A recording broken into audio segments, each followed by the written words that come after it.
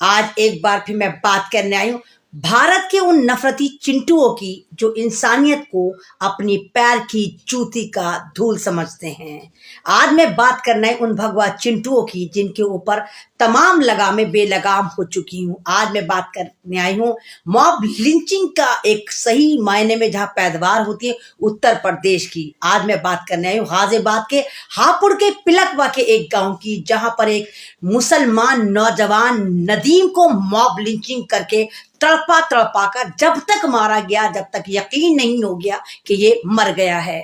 वाकया है ये 17 अक्टूबर का, यानी पिछले महीने का। और पुलिस वाले इस बात को पूरी तरह दबाने के लिए फैमिली को टॉर्चर कर रहे हैं और मजबूर कर रहे हैं कि इस इंफॉर्मेशन को बाहर ना आने दिया जाए, सोशल मीडिया पर इसको वायरल ना करने दिया जाए, क्योंकि सामने मुकाबिल पे इस मुसलमान नदीम की मॉब लिंचिंग करने वाले भगवा आतंकवादी चिंटू हैं जो आरएसएस की नाजायज औलादे हैं। तमाम के तमाम ये पंडित के लौंडे हैं। तमाम शर्मा है, एक बिनी शर्मा है, एक प्रिंस शर्मा है, एक दीपांशु शर्मा है और इनके 7-8 लंगोटिया यार हैं। एक मुसलमान लड़का, एक गरीब मुसलमान लड़का नाम नदीम, जो पिलखवा के पास एक गांव में रहता है, उसको 17 अक्टूबर में उसके घर से अपहरण करा जाता है और अपहरण करता है तमाम पंडित के लौंडे इसको उठाकर लेकर जाते हैं और बर्बरता से एक कमरे में बंद करके मारते हैं। मेरे पास वो वीडियो भी है जहां ये मारपीट करने के बाद धारदार तलवार से पुलिस की बॉडी उधेड़ रखी है और ये आराम से पंडित के लौंडे पलंग पे लेट के उसको गालियां दे रहे हैं। उसके बाद उनको लगता है कि अभी इनकी जो एक तरह से हैवानियत है वो अभी पूरी तरह से शांत नहीं हुई।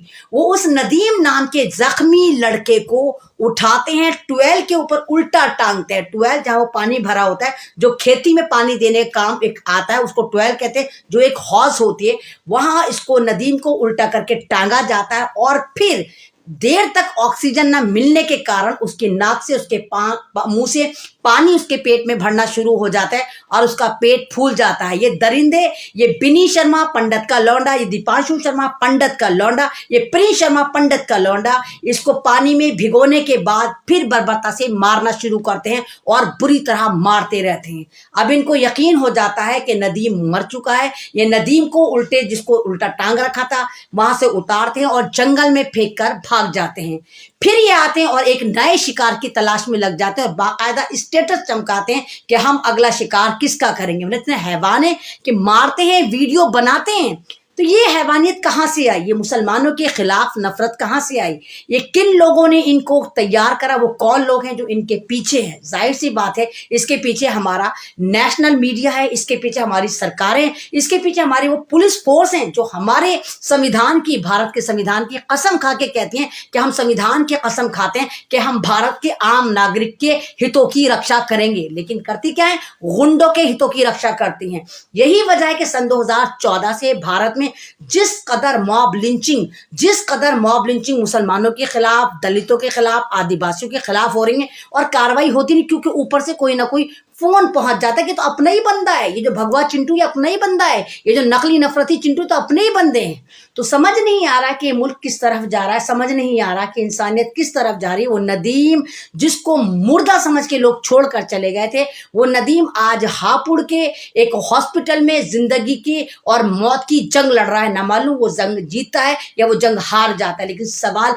उठता है। आप लोगों को मैं सवाल पूछना चाहती हूँ, आप लोगों पे ये सवाल थोपना चाहती हूँ, मैं थोपना चाहती हूँ आपसे सवाल, क्योंकि मैं भी चीख चीख कर बोल बोल कर थक गई हूँ। खुदारा जुल्म के खिलाफ बोलना सीखिए। खुदारा जहां पर जुल्म हो रहा, अगर आपको पता चलता है कि कौन लोग जुल्म कर रहे हैं, उनके खिलाफ कार्रवाई की डिमांड करिए। और पुलिस नया एजेंडा लेकर आगे उन पंडितों के लौंडों को जो 25-25 साल के, 26-26 साल के लौंडे, पुलिस उनको पूरी कोशिश में कि किसी भी तरह नाबालिग बता के उनको बाइज्जत बरी कर दिया जाए, क्योंकि परिवार गरीब है।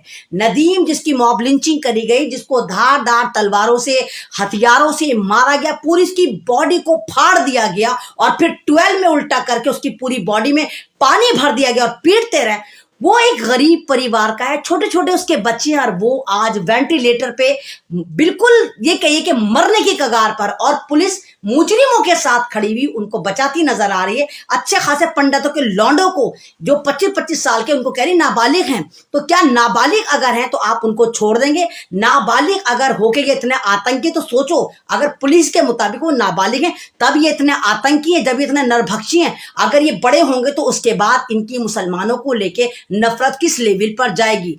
तो पूछती हूँ एमन रिजवी, मैं एमन रिजवी आपसे सवाल करती हूँ, क्या भारत में जिस तरह का माहौल चल रहा है, क्या यहाँ पर मुसलमानों के खिलाफ, दलितों के खिलाफ, आदिवासियों के खिलाफ, ईसाइयों के खिलाफ जो एक नैरेटिव सेट करा जा रहा है, एक एजेंडा सेट करा जा रहा है, भगवा आतंकवादी गुंडों को छोड़ दिया जाता है कि जाओ इनका शिकार करो, और पुलिस उनको पूरा तहफ्फुज़ देती नजर आती है, क्या ये सही है? क्या नदीम की जगह किसी और का बेटा होता तो क्या पुलिस तब भी यही कर रही होती? क्या नदीम की जगह अगर नवीन होता और मारने वाले नदीम और नदीम जैसे मियाँ साहब मुसलमान मुल्ला होते तो क्या पुलिस तब भी ऐसा ही कर रही होती?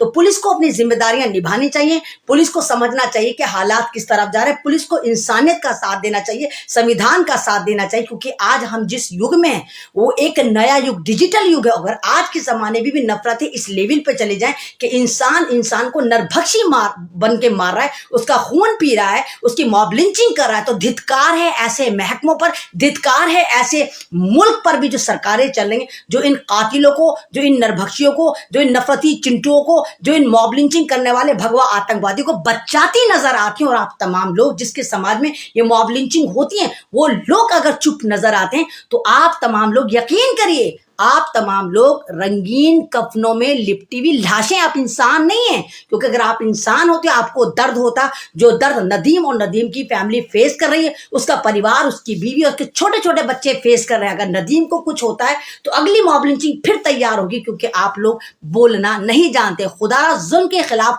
आवाज उठाई, और ये जो मॉब लिंचिंग हापुड़ में, पिलकवा में, गाजियाबाद में नदीम के साथ पंडित के लौंडों ने करी है, इसके खिलाफ आवाज उठाई और इस आवाज को दूर दूर तक पहुंचाइए। अल्लाह हाफिज।